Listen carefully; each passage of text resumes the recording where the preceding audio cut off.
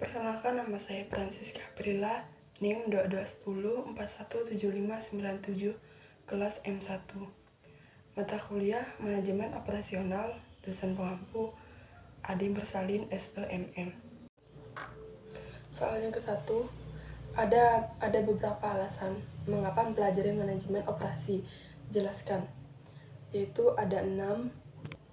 Bagian pertama, pada prinsipnya manajemen operasi memberikan cara pandang yang sistematis dalam melihat proses dalam organisasi. Yang kedua, pemahaman tentang cara pengelolaan operasi dengan pendekatan modern akan memudahkan untuk menganalisis dan memperbaiki sistem di perusahaan. 3. Konsep dan tools dalam manajemen operasi pada dasarnya dapat dan banyak diterapkan pada fungsi manajemen yang lainnya. Yang keempat, manajemen operasi merupakan satu dari 3 fungsi utama setiap organisasi yang sangat erat hubungannya dengan fungsi bisnis lainnya. Hal itu disebabkan semua organisasi menjual, menghitung, dan produksi untuk mengetahui segmentasi manajemen operasional pada fungsi-fungsi organisasi. Yang kelima, manajemen operasi merupakan satu cara memproduksi barang dan jasa. Fungsi produksi adalah bagian dari masyarakat yang membuat produk yang bisa dipakai. Yang keenam, manajemen operasi adalah bagian termahal dari suatu organisasi. Persentase pendapatan yang dibagi perusahaan dipakai untuk fungsi manajemen operasi. Baik, bagian soal kedua, mengukur produktivitas sangat penting di dalam manajemen operasional. Bagaimana cara mengukur produktivitas dan bagaimana cara meningkatkan produktivitas tersebut? Bagian A, produktivitas penjualan atau sales. Penjualan adalah hal yang mengendalikan organisasi. Akan tetapi, waspadalah, metode ini mungkin berhasil untuk karyawan, seperti penjualan eksekutif yang pekerjaannya adalah untuk menghasilkan panggilan. Akan tetapi, menerapkan cara ini untuk staf pendukung seperti eksekutif IT mungkin akan menghambat produktivitas. Bagian B, profitabilitas. Walaupun penjualan meningkat, profitabilitas atau keuntungan mungkin saja menurun. Hal ini dikarenakan biaya-biaya yang terus bertambah. Oleh sebab itu, organisasi yang mengukur produktivitas penjualan juga harus mempertimbangkan untuk mengukur produktivitas dalam hal keuntungan. Bagian C, kuantitatif. Penilaian sering diterapkan untuk tugas yang relatif hanya membutuhkan keahlian minimal, seperti pengepakan dan pembungkusan produk, mendistribusikan kupon kepada konsumen, dan juga jumlah pengiriman produk yang dilakukan ke gedung atau pelanggan. Selanjutnya, cara meningkatkan produktivitas. Bagian ke-1, mengelompokkan kerja terbaik. Perusahaan-perusahaan papan atas cenderung mengelompokkan karyawan terbaiknya untuk bekerja sama dalam proyek-proyek yang penting bagi perusahaan. Yang kedua, memberikan keuntungan dan penghargaan yang kreatif, selain dalam bentuk uang. Dengan memberikan keuntungan kepada karyawan akan dengan senang hati membalas kebaikan atau penghargaan yang diberikan perusahaan. Yang ketiga, menumbuhkan budaya perusahaan yang produktif. Dengan cara ini adalah dengan menumbuhkan budaya kerja yang produktif dengan memilih dan merekrut pekerja terbaik yang sangat bermotivasi. Hal ini meningkatkan jumlah pekerjaan produktif di tempat kerja dan menciptakan lingkungan yang mengurangi produktivitas. Baiklah, soal ketiga. Dalam melaksanakan bisnis pasti ada tantangan. Jelaskan tantangan dalam manajemen operasi. Bagian ke-1 yaitu fokus global. Penurunan yang cepat dalam biaya komunikasi dan transportasi telah memicunya pasar global. Hal lainnya adalah sumber daya dalam bentuk modal, bahan baku, talent, dan juga sekarang menjadi global. Jawaban kedua, tekanan rantai pasokan, siklus hidup produk yang lebih pendek. pelanggan yang menuntut dan perubahan yang cepat dalam teknologi, bahan baku, dan proses memerlukan tekanan rantai pasokan, sejalan dengan kebutuhan penggunaan akhir. Di samping itu, karena pemasok mungkin mampu mengkontribusikan keahlian yang unik. Bagian ketiga, keberlangsungan usaha manajer operasi yang terus-menerus untuk meningkatkan produktivitas berkaitan dengan pendesain produk dan proses yang secara ekologi dapat dipertahankan. Yang keempat, pengembangan produk yang cepat. Teknologi yang kombinasikan dengan komunikasi internasional cepat mengenai berita, hiburan, dan gaya hidup secara dramatis mengurangi rentang waktu hidup dari suatu produk. Yang kelima, ada kustomisasi massal. Ketika manajer mengenali dunia sebagai pasar, perbedaan budaya dan individu menjadi semakin jelas.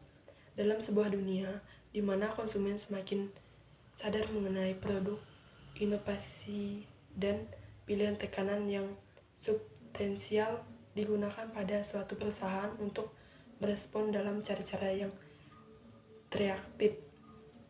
Soal keempat, dalam berbisnis harus melakukan keunggulan kompetitif. Bagaimana menciptakan strategi meraih keunggulan kompetitif dalam manajemen operasi? Jelaskan. Yaitu yang A, bersaing dengan diferensiasi. Diferensiasi adalah membedakan penawaran organisasi dalam berbagai cara yang akan dianggap sebagai nilai tambah oleh konsumen. Jadi, diferensiasi adalah tentang bagaimana membuat keunikan. Peluang menciptakan keunikan tidak berada pada kegiatan atau fungsi pokok perusahaan, tetapi dapat muncul dari apapun yang dilakukan perusahaan. Bagian B, bersaing dengan biaya. Bersaing dengan biaya akan menghasilkan pencapaian nilai maksimum konsumen atau dengan kualitas yang memadai. Strategi biaya rendah ini harus dilakukan pada ke-10 keputusan MO sesuai dengan nilai yang diterapkan konsumen. Strategi biaya terendah bukan berarti nilai rendah atau kualitas rendah. Bagian C, bersaing dengan respon melalui keseluruhan nilai terkait dengan pengembangan dan penghantaran barang yang tepat waktu, penjadwalan yang dapat diandalkan, dan kinerja yang fleksibel. Respon adalah suatu set nilai yang berhubungan dengan kemampuan dan kecepatan, fleksibilitas, dan kehandalan. Soal kelima, dalam persaingan berdasarkan waktu, produk dikembangkan dan dibawa ke pasar secara cepat. Jelaskan strategi pengembangan produk secara eksternal. Jawaban bagian 1, aliansi strategis. Strategi ini melibatkan kerjasama antara dua perusahaan yang memiliki keahlian yang berbeda. Kerjasama ini dapat mencakup penggunaan teknologi, SDM, dan akses ke pasar yang lebih luas. Bagian kedua, ada akuisisi. Strategi ini melibatkan pembelian perusahaan lain yang telah memiliki produk yang mirip atau saling melengkapi dengan produk yang ingin dikembangkan. Dengan akuisisi, perusahaan dapat mengambil alih produk, teknologi, dan tenaga kerja yang dimiliki oleh perusahaan yang dibeli untuk mempercepat proses pengembangan produk. Bagian ketiga, ada lisensi. Strategi ini melibatkan pemberian hak penggunaan teknologi atau merek dagang oleh perusahaan yang memiliki produk yang berhubungan dengan produk yang ingin dikembangkan. Bagian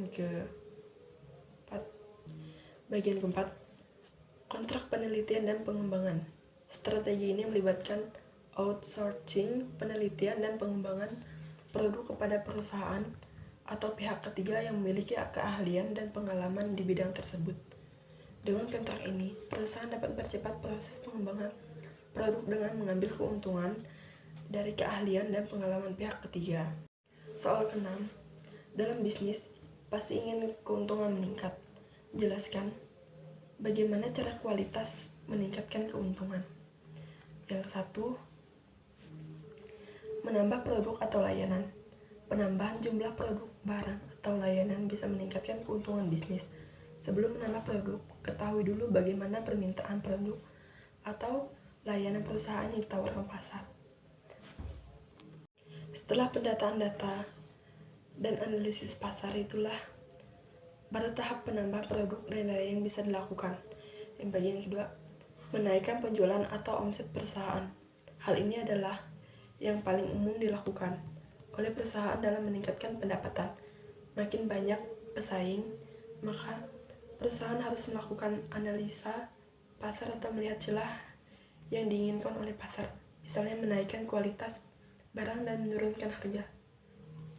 Bagian ketiga, meningkatkan jumlah jual. Ciptakan produk yang berkualitas sehingga konsumen tetap setia menggunakan produk Anda.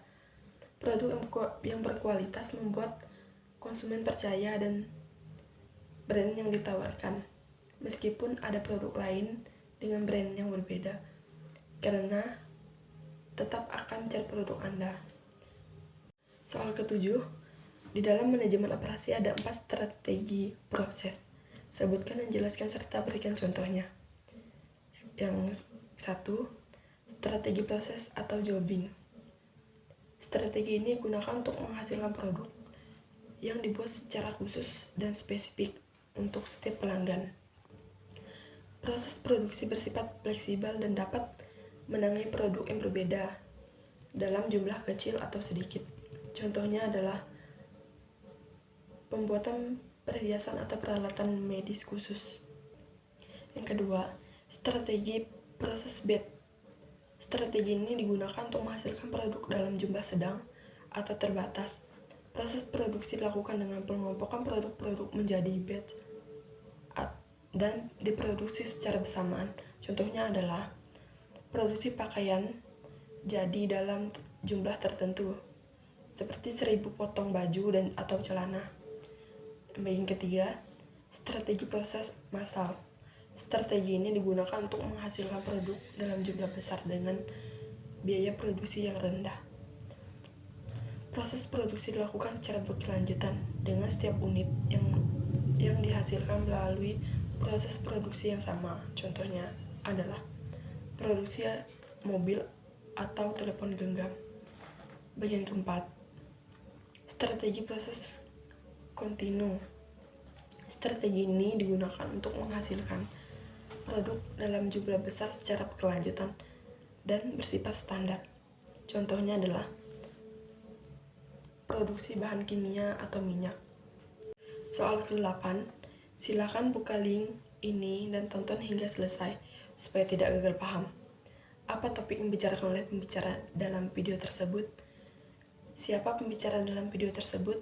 Jelaskan isi video tersebut secara terinci. Manfaat apa yang Anda peroleh dari menonton video tersebut, dan apa yang sudah Anda pelajari dari video tersebut? Jawabannya, yang ke-1, topik apa yang dibicarakan adalah mengenai pengertian manajemen operasi. Yang kedua, pembicara pada video tersebut adalah Iqbal Satyanegara SE/MSI. Apa isi video tersebut? Video tersebut menjelaskan nilai tambah atau penambahan manfaat, yaitu bentuk, tempat, waktu, kepemilikan. Selanjutnya, apa itu pengertian manajemen operasi? Manajemen adalah proses POD, chart, sedangkan secara operasional sebuah bisnis akan berhubungan dengan proses menghasilkan produk. Manajemen operasi adalah satu set aktivitas untuk memperoleh nilai tambah produk melalui informasi input menjadi output. Input dapat berupa material, karyawan, peralatan. Semua kegiatan operasional membutuhkan ketiga kegiatan tersebut. Selanjutnya, mengenai material. Material dapat dibagi menjadi 2 bagian, yaitu ada material pokok atau bahan baku. Kedua, ada material pembantu. Selanjutnya ada peralatan teknologi. Teknologi adalah sistem teknis, bekerjanya suatu peralatan sistem teknis yang lebih baik, membuat proses konversi menjadi lebih baik dengan hasil yang lebih baik pula. Itu ada output. Hasil dari proses konversi atau proses produksi adalah produk. Produk dapat berupa barang atau jasa. Yang penting adalah bahwa produk ini buat untuk melayani para konsumen. Adapun manfaat yang diperoleh adalah manajemen operasi adalah set aktivitas untuk memperoleh nilai tambah produk melalui transformasi input menjadi output. Hasil konversi diharapkan menghasilkan nilai tambah dan dapat memberikan kepuasan kepada pelanggan. Yang sudah saya pelajari dari video tersebut adalah manajemen operasional sangat penting dipelajari karena seluruh aktivitas lebih efektif dan efisien untuk dapat menciptakan serta menambah nilai dan manfaat dari produk dan layanan yang dihasilkan oleh sebuah organisasi. Baiklah, itu jawaban soal UTS saya. Semoga mudah dipahami. Sekian dan terima kasih.